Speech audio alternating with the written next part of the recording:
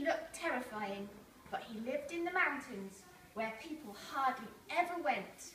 "I'm starving," cried Nian.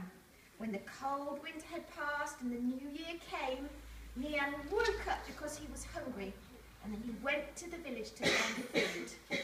He wanted to put anything he could find into his mouth, and he broke down all the houses if he couldn't find anything good to eat. The people all shouted, "The monster is coming, he's coming! It's so scary. What shall we do?" Can you see the picture? Any ideas? Each year when Nian appeared, people panicked and there was confusion everywhere. Even worse, no one knew how to fight him and end the disaster. So the people decided they would go far away and avoid the danger from the monster. "Come on," they said, "bring the cows, let's go, hurry up, he's coming." The people were in a panic, and then an old man who was in a distant village appeared, and on his shoulder he carried a pole with things to sell, and he asked the villagers why they were in such a hurry to go. And with a smiley face he promised them, "Don't worry, I have a way to solve the problem, but what you need to do is treat me to a good meal tonight." He told the villagers how to make preparations. "You young men, go and collect wood and bamboo as much as possible, and then we shall make a campfire with wood at the village entrance. Cut the bamboos into pieces and put them round the fire.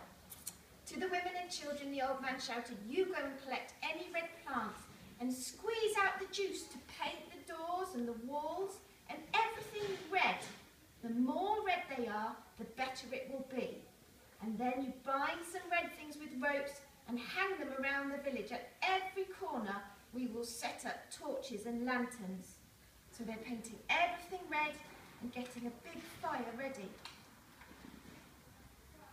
All the people look really worried because they know the monster's coming. After these instructions, the old man reminded everybody, "Shut all the cages, pigeons and cowsheds so your animals can't run away when they're scared by the monster, but also make a feast ready to worship your ancestors and pray for their blessings. Then eat the meal, but don't go to bed all night. Find anything that you can use to make loud noises such as pots and pans, and we shall sit around the flaming campfire and fight against the monster."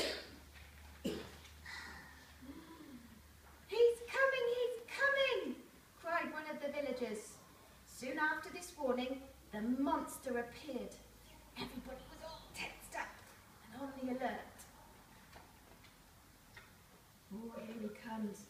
When the monster arrived at the village entrance, he stopped at the flames. Hesitantly, he looked left and he looked right, but he didn't dare to take a further step forward. He circled around the village and he found that the bright red things hurt his eyes.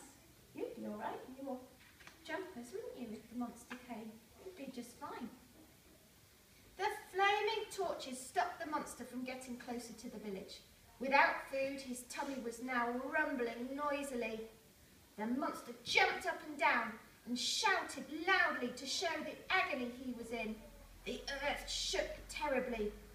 "Put some bamboos on the fire," the old man ordered, and without hesitation the people threw bamboos piece by piece into the campfire, and as they burned, the bamboos cracked with loud noises and sent out shooting sparks.